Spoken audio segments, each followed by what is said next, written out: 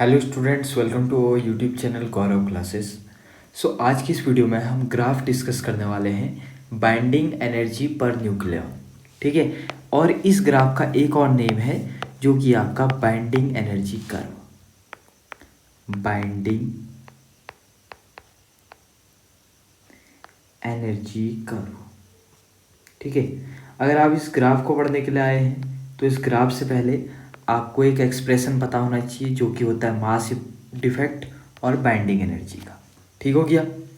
अब देखिए, जो हमारे न्यूक्लियस की क्वेश्चन प्रैक्टिस वाली सीरीज थी वहाँ बाइंडिंग एनर्जी कर्व से कुछ नहीं तो 10 क्वेश्चन तो आए ही आए थे। ठीक है। तो वहाँ से पता लग जाता है कि ये कर्व हमारे लिए कितना इंपॉर्टेंट है। ना सिर्फ ये कर्व इंपॉर्टेंट है, इसको याद करना भी हमारे लिए इंपॉर्टेंट है। ठीक है। हो सकता है कि एग्जाम में वो खुद curve they they, but 80% chance ये है कि वो हमसे कर्व बनवाए। और अगर वो हमसे कर्व बनवाए तो ये बहुत अच्छी बात हो जाएगी। क्यों? क्योंकि हम कर्व बनाने का ट्रिक यहाँ जानने वाले हैं। आई बात समझ में? तो देखिए, सबसे पहले अगर बाइंडिंग एनर्जी कर्व आपको बनाना है तो आपको एक लाइन खींचनी होगी ऐसे।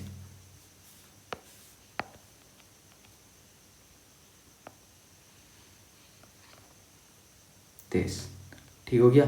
एक लाइन आपने ऐसे खींची और एक लाइन खींचनी होगी आपने ऐसे। ठीक हो गया। ये हमने लाइन खींची। अब बात करते हैं कि एक्स एक्सिस में कौन होता है और वाई एक्सिस में कौन होता है। जो आपका एक्स एक्सिस में जाता है ये होता है आपका mass number. Mass number denoted by capital A. आपको पता है कहाँ को जा रहा है? एक्स एक्सिस की ओर जा रहा है। ठीक है। ये और ऊपर को जो आपका जाता है उसको बोला जाता है बाइंडिंग एनर्जी पर न्यूक्लियॉन। बाइंडिंग एनर्जी, या तो आप बाइंडिंग एनर्जी बोलिए बट पर न्यूक्लियॉन बोलेंगे तो और बेटर रहेगा।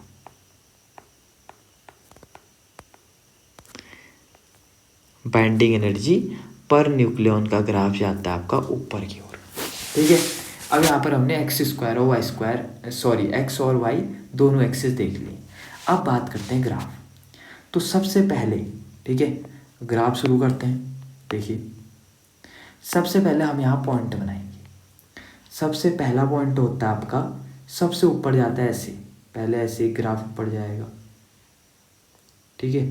दिस इस ग्राफ में सबसे पहले होता है 1H2। इसका नाम है हाइड्रोजन। सिर्फ मास पे डिपेंड करते हैं, एटॉमिक नंबर नहीं लिखता हूं। कौन सा वाला? 2। ठीक है। दूसरा हाइड्रोजन का सेकंड वाला ऊपर लिखेंगे हम H3। ठीक हो गया। ये हाइड्रोजन का दूसरा आइसोटोप हो गया। दिस इस पॉइंट पर आपको एज इट इज याद करना है, अभी ट्रिक बताऊंगा। ठीक है। उसके बाद तीसरे नंबर पे सबसे टॉप में इधर पे यहाँ पर आता है आपका हीलियम। चलिए पहले मैं पॉइंट बना लेता हूँ, फिर उसके बाद आपको 1 बाय 1 बताता हूँ। फिर उसके बाद हम थोड़ा सा नीचे आ जाते हैं दिस, तो हमको मिलने लग जाता है लिथियम। ठीक है। अब लिथियम से हम थोड़ा सा ऊपर जाएंगे दिस, थोड़ा सा टेढ़ा बन गया दिस। ठीक है। लिथियम से हम थोड़ा सा ऊपर गए तो ऊपर मिल जाएगा हमको कार्बन। कार्बन से हम थोड़ा सा नीचे आएंगे। ठीक है। इसको थोड़ा सा ऊपर ले जाते हैं।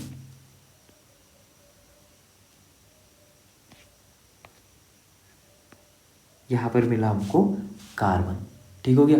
कार्बन से थोड़ा सा अगर नीचे लेके आएंगे, इसको ज़्यादा आ गया है, इसको थोड़ा सा नीचे लेके आते हैं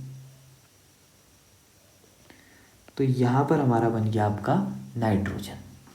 उससे थोड़ा सा ऊपर जाते हैं। ठीक है। उससे थोड़ा सा ऊपर दिस, यहाँ पर बन गया हमारा ऑक्सीजन।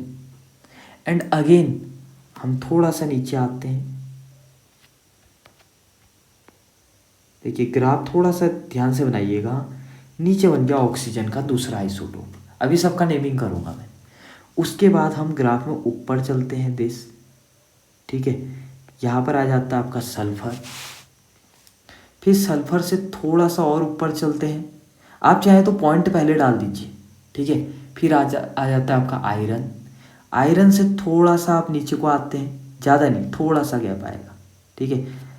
आपका आ जाता है मोलिब्डेनियम।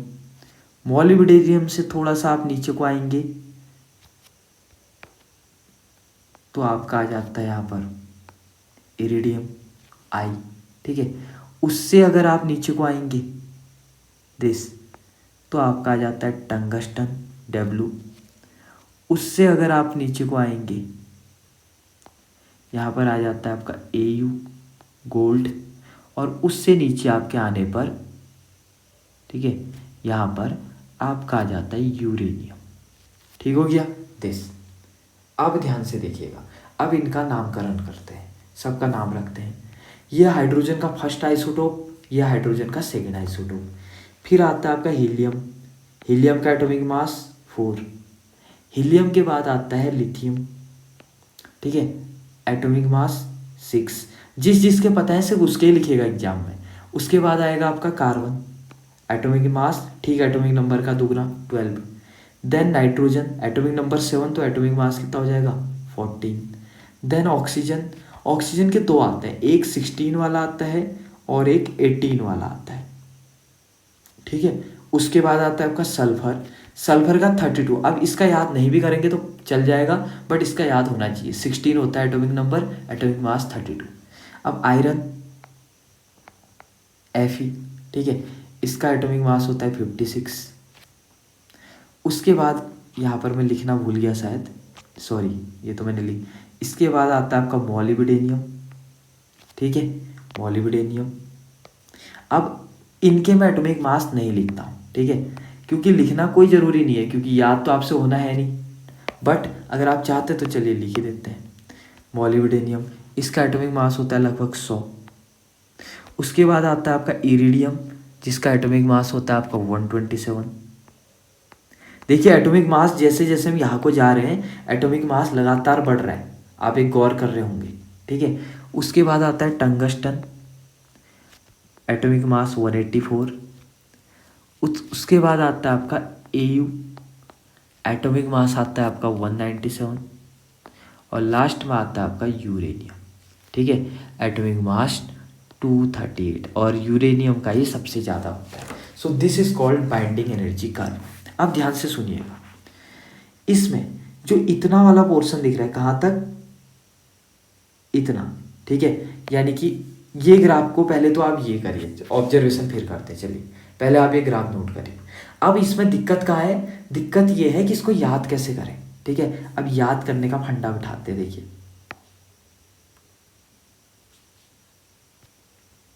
याद कैसे करेंगे, ठीक है। अब देखिए सबसे पहली बात हमें ट्रिक पता होनी चाहिए, क्या, हेली, नहीं ऐसे नहीं, सबसे पहले हा हा, ठीक है, हा हा, देन हेली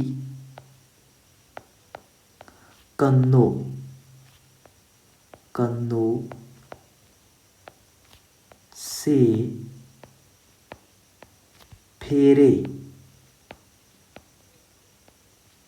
मत लियो, ठीक है, मत लियो। हेली कन्नों से फेरे मत लियो, ठीक हो गया। इंडिया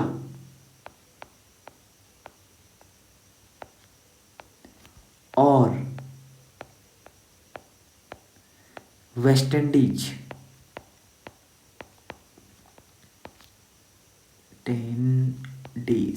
ठीक है, कुछ भी लिख दो।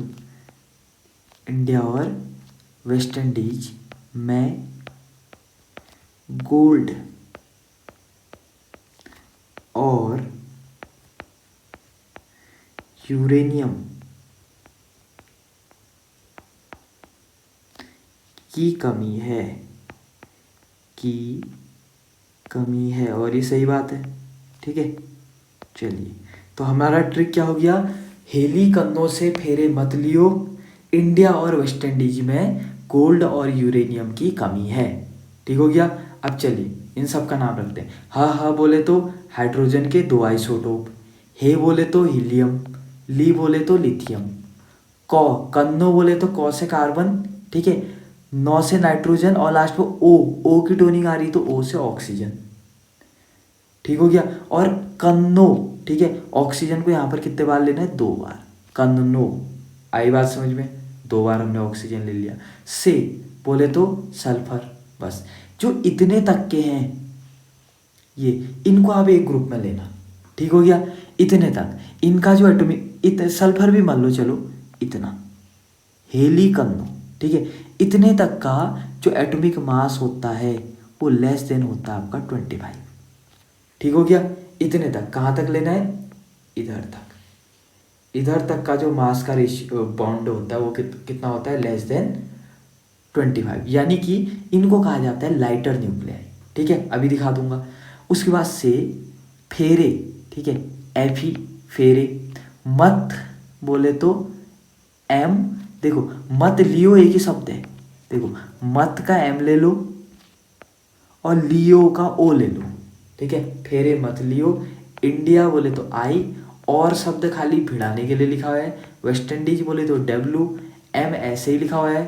गोल्ड बोले तो ए यू, ठीक है, और बोले तो और खाली भिड़ाने के लिए लिखा है। यूरेनियम बोले तो यू की कमी है, ये खाली भिड़ाने के लिए लिखा है, ठीक है। अब कुछ ना कुछ तो शब्द बनाने पड़ेंगे, तो बहुत इजी ट्रिक है, आपको ये नहीं मिलेगा। हाँ, हेलिकन्नो से फेरे मत लियो, इंडिया और वेस्ट इंडीज में गोल्ड और यूरेनियम की कमी है। आप वीडियो पहली बार देख रहे हैं इसलिए आपको लग रहा है कि ये कहीं और के बदले में कुछ और लिख दिया, तो बट आपको इतना तो पता होना ही चाहिए ना कि आई के बाद डब्ल्यू आ रहा है, डब्ल्यू के बाद गोल्ड आ रहा है, फिर यूरेनियम आ रहा है, और पहले तो परफेक्ट ट्रिक बैठ रही है, ठीक हो गया, पहली चीज़। दूसरी चीज़, अब एलिमेंट की नाम याद करने में कोई दिक्कत नहीं। अब दिक्कत ये कि ये कैसे बनाए, जो ऊपर नीचे बना रखे हैं, ठीक है, इनका ट्रिक बताता हूँ। इसमें देखिए 3 बनते हैं आपके टॉप, 3 क्या बनते हैं, टॉप। कौन कौन से टॉप बन रहे हैं देखिए, एक बन रहा है टॉप ये वाला, एक बन रहा है ये वाला, एक बन रहा है ये वाला, ठीक है। 3 क्या बन रहे हैं, टॉप, खाली ऑक्सीजन तक। उसके बाद तो सिंपल है ग्राफ, ठीक है, सल्फर से एफी तक थोड़ा सा ऊपर चढ़ेगा, फिर ग्राफ डाउन जाएगा। 3 बन रहे हैं टॉप और 3 बन रहे हैं यहाँ पर बॉटम, 1 2 और 3, ठीक हो गया। 3 टॉप बन रहे हैं एंड 3 क्या बन रहे हैं, बॉटम। और छोटा सा ट्रिक और लिखना है तो और लिख लो, टॉप कहाँ कहाँ पर बन रहे हैं, हीलियम पे बन रहा है एक, कार्बन पे बन रहा है एक, और वो आप एक बार क्वेश्चन अपने खुद से बना लेंगे फिर आपको आइडिया आ जाएगा, ऐसा कोई बड़ी बात नहीं है, ठीक है, यकीन मानिए इसको। ये बॉटम कहाँ पर बन रहा है, लिथियम, सिंपल सी बात है, हीलियम पे टॉप बनेगा तो उसके बाद लिथियम पे बॉटम बनेगा, कार्बन पे टॉप बनेगा तो उसके ठीक बाद नाइट्रोजन पे बॉटम बनेगा, और ऑक्सीजन के 2 आइसोटोप है, पहले आइसोटोप पे टॉप बन रहा है तो दूसरे आइसोटोप पे क्या बनेगा, बॉटम, बस। आई बात समझे, यहाँ पर आपका एक ग्राफ ओवर होता है। अब बात करते हैं जो हम मेन चीज़ पढ़ना चाह रहे थे, ठीक है। देखिए सबसे पहले जब आप इस रेंज में आते हैं, देखिए इस रेंज में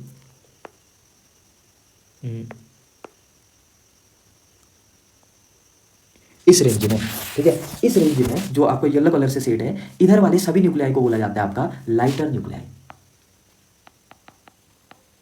लाइटर न्यूक्लियाई, क्योंकि इनकी बाइंडिंग एनर्जी क्या है, बहुत कम है। अब बात करते हैं दूसरा टाइप, ठीक है, जब आप चलते हैं इधर इधर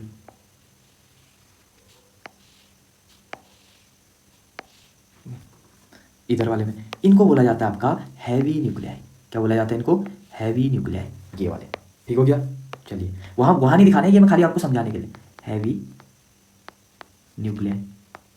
इसका जो एक्चुअल ग्राफ है जो बुक में, एग्जाम में तो आपको यही बनाना है, ठीक है, बट जैसा बुक में है, बुक में डब्बे करके बनाए होंगे, वहाँ पेपर में ऐसे करके पहले अलग अलग डब्बे बनाए होंगे ऐसे, ठीक है, ऐसे, देन फिर आपका ग्राफ बनाया होगा। इसका मैं स्क्रीनशॉट यहाँ पर पेस्ट कर दूंगा, आप चाहे तो देख सकते हैं, ठीक हो गया। कुछ मेन पॉइंट की, ठीक है, कुछ पॉइंट्स को हम डिस्कस कर लेते हैं, उसके बाद इस वीडियो को ओवर करते हैं, पॉइंट्स, ठीक है। पहला पॉइंट देखिए, पहला पॉइंट लगभग हम ये लिखते हैं कि चलिए ठीक है, पहले पॉइंट में सबसे पहले हम डालते हैं importance of binding energy curve, importance of binding energy curve, ठीक हो गया। क्या इंपोर्टेंस है बाइंडिंग एनर्जी कर्व का, अब देखिए इसके 2 चीजों को इससे कंक्लूड किया जाता है। पहला आपका न्यूक्लियर फ्यूजन, न्यूक्लियर फिजन, ठीक है, और दूसरा न्यूक्लियर फ्यूजन, न्यूक्लियर फ्यूजन, ठीक हो गया। ये दो चीज़ों को, और एग्जाम में आपने पेपर देखा होगा, एज इट इज आता है, ड्रॉ बाइंडिंग एनर्जी कर्व, ठीक है, and on the basis of binding energy curve define nuclear fusion and nuclear fusion, ठीक हो गया। चलो फ्यूजन की, इसकी फ्यूजन की डेफिनेशन लिख देता हूँ मैं जल्दी से, आप चाहें तो साथ ही साथ में आप भी लिख सकते हैं इसको, ठीक है।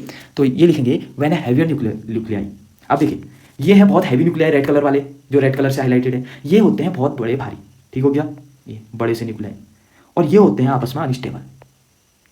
तो स्टेबिलिटी पाने के लिए ये क्या करते हैं, ये बोलते हैं कि भाई हम टूट जाते हैं, किसमें, दो छोटे छोटे न्यूक्लियाई में, आई बात समझ में, ठीक है, इसमें दो या दो से ज़्यादा कितने भी हो सकते हैं, ठीक हो गया दिस।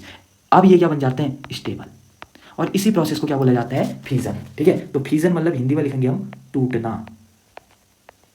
तो अब तुम्हें समझ में आ जाएगी डेफिनेशन। तो क्या डेफिनेशन हो जाएगी बताइए, इसमें हो जाएगा व्हेन ए हैवियर न्यूक्लियाई, ठीक है, व्हेन ए हैवियर न्यूक्लियाई, ठीक है, splits into two lighter nuclei, ठीक है, two lighter nuclei, the binding energy, ठीक है, per nucleon increases, per nucleon, ये सब समझाऊंगा अभी, न्यूक्लियन इंक्रीजेस, ठीक हो गया। एज अ रिजल्ट, इस वजह से, ठीक है, पर न्यूक्लियन इंक्रीजेस, ठीक है, और यहां पर फिर लिखेंगे and greater binding energy of nucleons and greater binding energy of nucleons result, ठीक है, results in the liberation of heat, ये एज इट इज लिख देना आपको, लिबरेशन ऑफ हीट बोलो या एनर्जी, ठीक हो गया, liberation of energy, and this process is called your nuclear fusion, sorry fusion, ठीक है। यानी कि न्यूक्लियर फ्यूजन क्या प्रोसेस है, जब एक हैवी न्यूक्लियाई दो छोटे न्यूक्लियाई में टूट जाता है, ठीक है, यानी कि अ हैवी न्यूक्लियस या न्यूक्लियाई जो बोलना है, breaks into two lighter nuclei, बस शॉर्ट ट्रिक है, टू लाइटर न्यूक्लियाई, बस इतना ही लिखना है, ठीक है, बस this process is called nuclear fusion. अब बात करते हैं nuclear fusion, nuclear fusion, fusion मतलब जोड़ना, फ्यूज होना मतलब जोड़ना, ठीक है, न्यूक्लियर फ्यूजन का मतलब जोड़ना, दिस फ्यूजन का मतलब होता है जोड़ना। अब बताइए इसका डेफिनेशन क्या होगा, देखिए when two lighter nuclei combine to form heavier nuclei, same definition, यहां लाइटर क्या कर रहे हैं, हैवियर न्यूक्लियाई बना रहे हैं बस, ठीक है, टू फॉर्म हैवियर न्यूक्लियाई या न्यूक्लियस जो भी बोलो, ठीक हो गया। देन द बाइंडिंग एनर्जी, ठीक है, पर न्यूक्लियन, सिर्फ बाइंडिंग एनर्जी नहीं बात करेंगे हम, पूरी ग्राफ में तो पूरा था ना, binding energy per nucleon will क्या होगा, इंक्रीज, सेम वहां भी इंक्रीज ही हो रहा था, ठीक है, as a result energy is released, energy is released, यानी कि यहां भी एनर्जी रिलीज हो, ठीक है।